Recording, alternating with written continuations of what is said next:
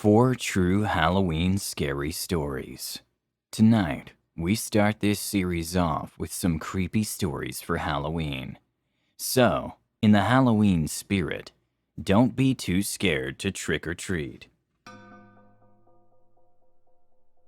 I was about 11 or 12 when I was getting candy with friends on Halloween.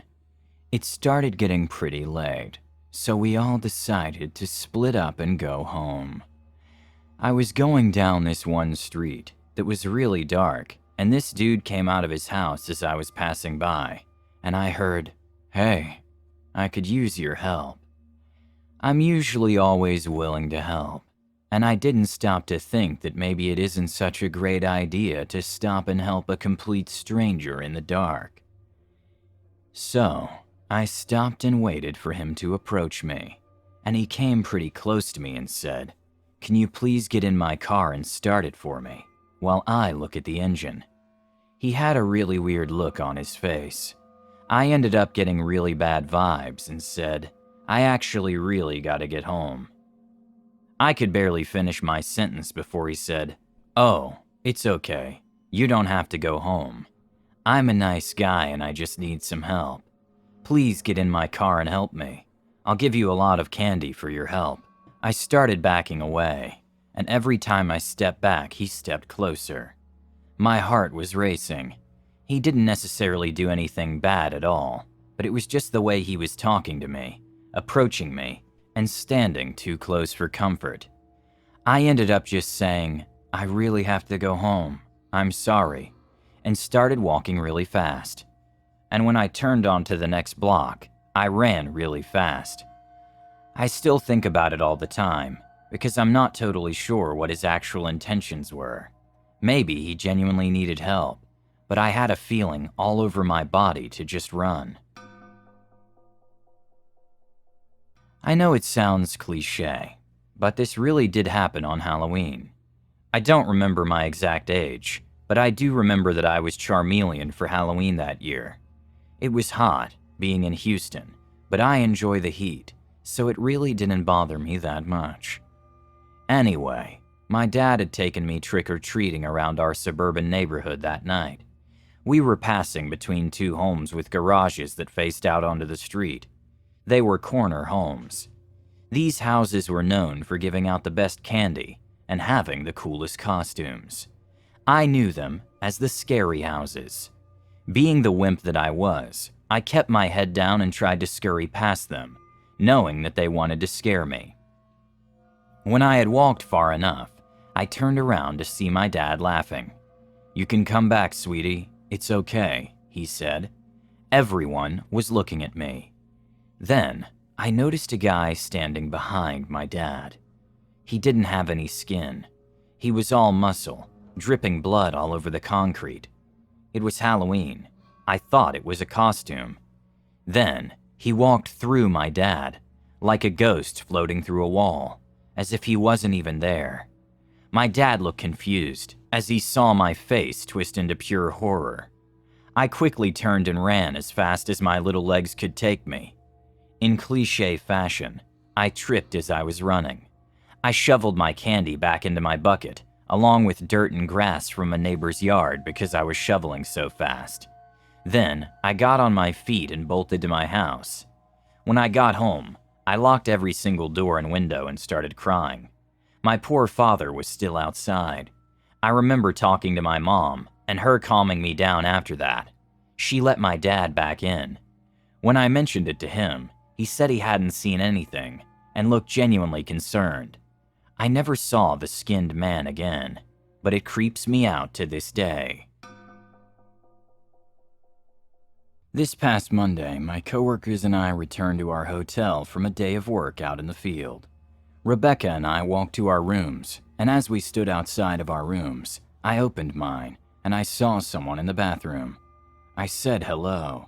Nobody answered.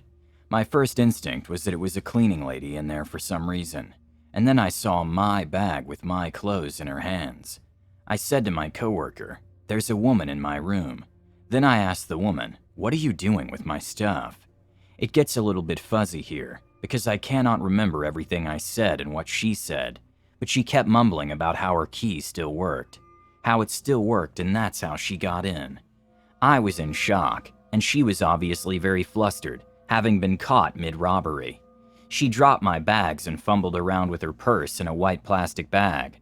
By this time, my coworker was behind me watching all the insanity unfold. This woman was scrambling and walking towards the door, and I said, "What's in the bag?" thinking it's probably my stuff. And so she said, No, it's just my things. It's just my things, I'll show you." And so she did.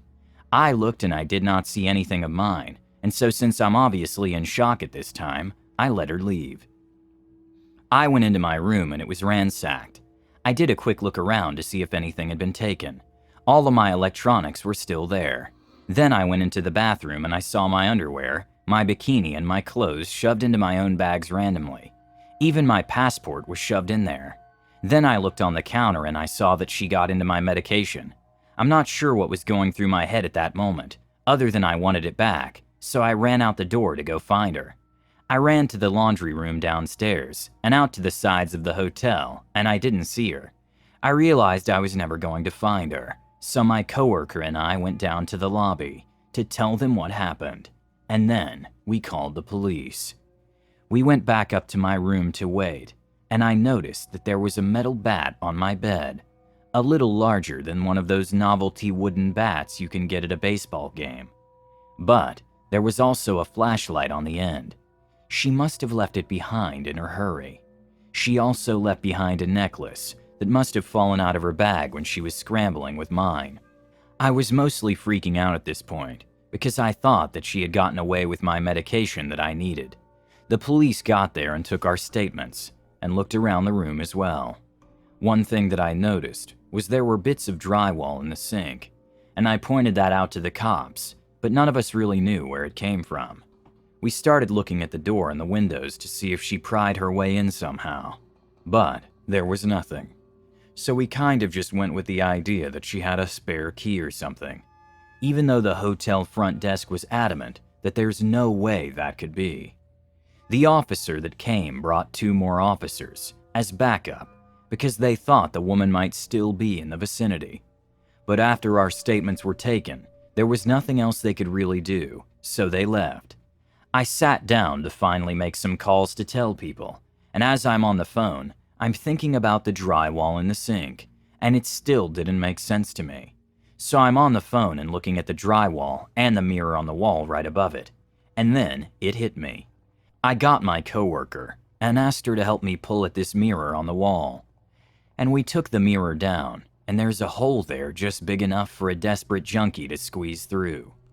I asked Brian and Rebecca if I should call the cops again to let them know that I found this, and my boss said there's still 2 cop cars in the parking lot.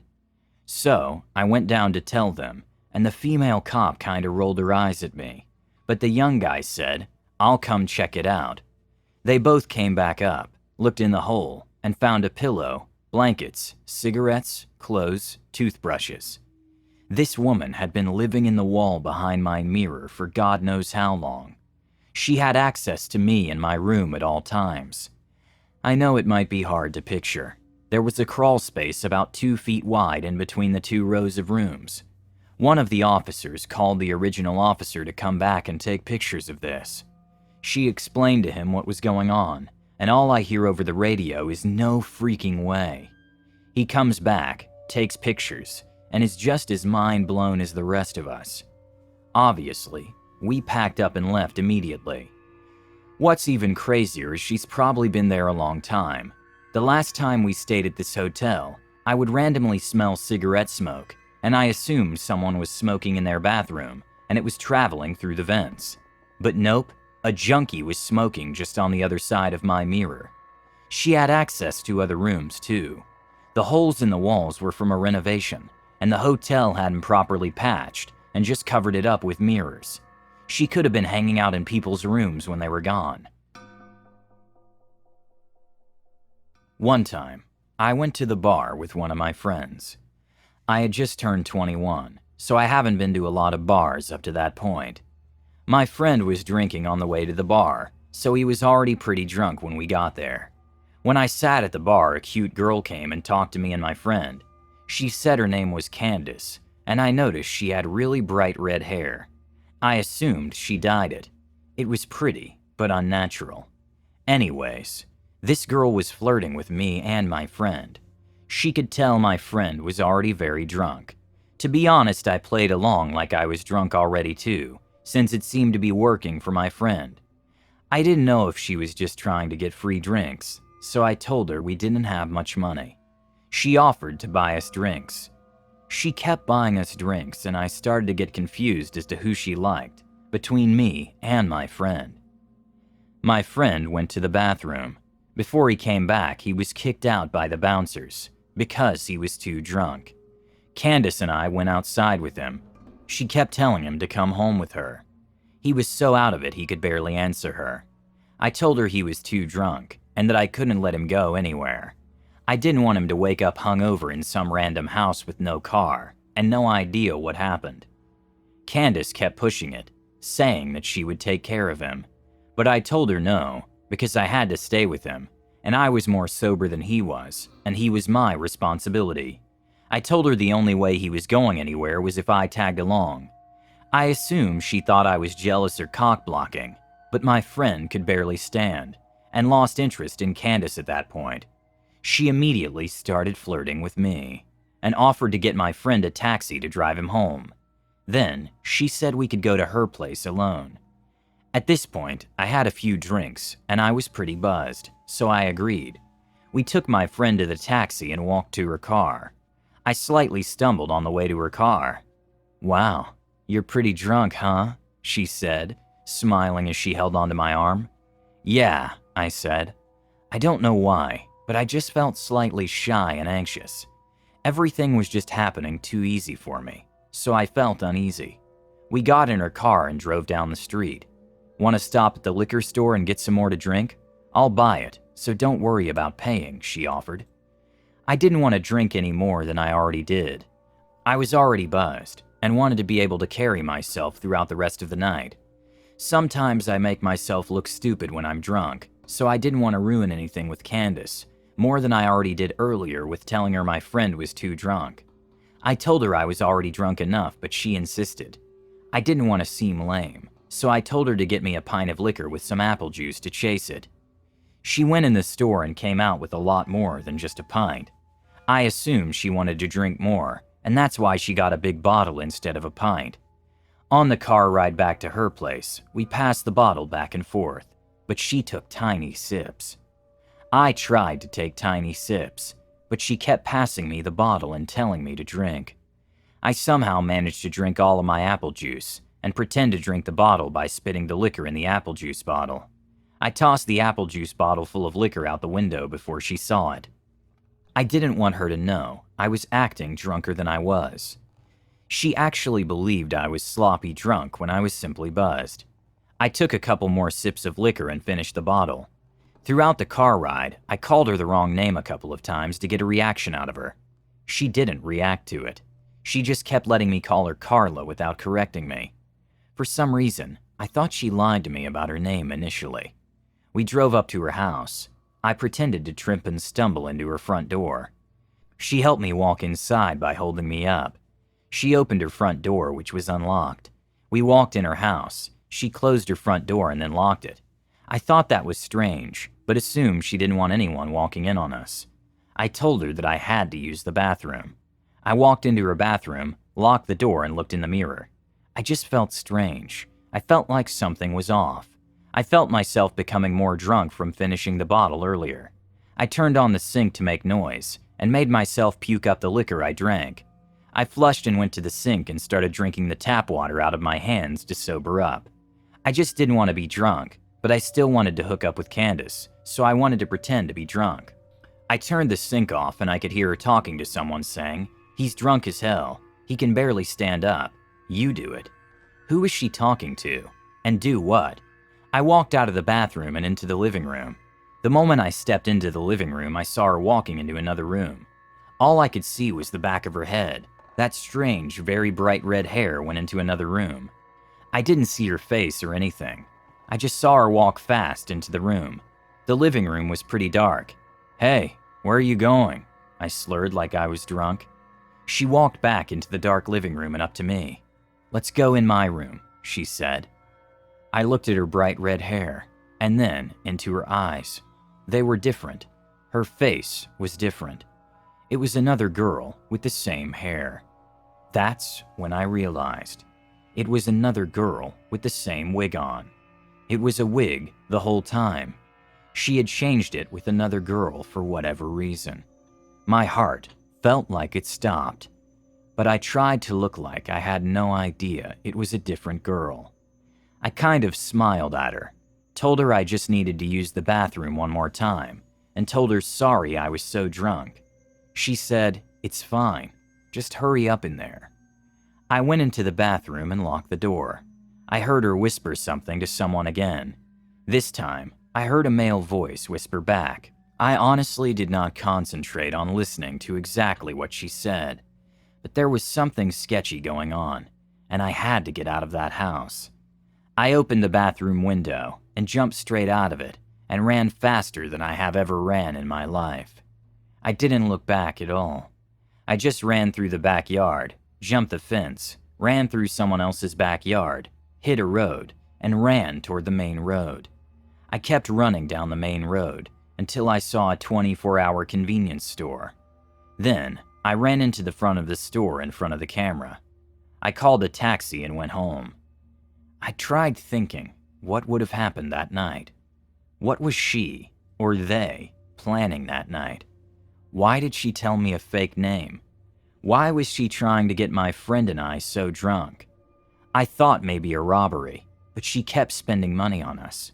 She kept buying us drinks, and even paid for my friend's taxi cab. And mostly, why did she wear a wig that she gave to another girl to wear? Who was she talking to? What did it mean? And what was in that room they tried to lure me into? The next day after this incident, I went back to the house with a couple of friends to see just what was going on. Nobody was there. No cars, no people, nothing. Just an empty house. I ended up finding out that the house was a summer rental, and whoever those people were, they broke into that house and used it for only one night and never came back. Thank you guys for all of your advice, support, and helping me make this a better channel. Also, comment below your favorite thing to do during the month of Halloween. And make sure you stab that like button. Also, if you like this video, check out 3 true scary stories to fall asleep to right here.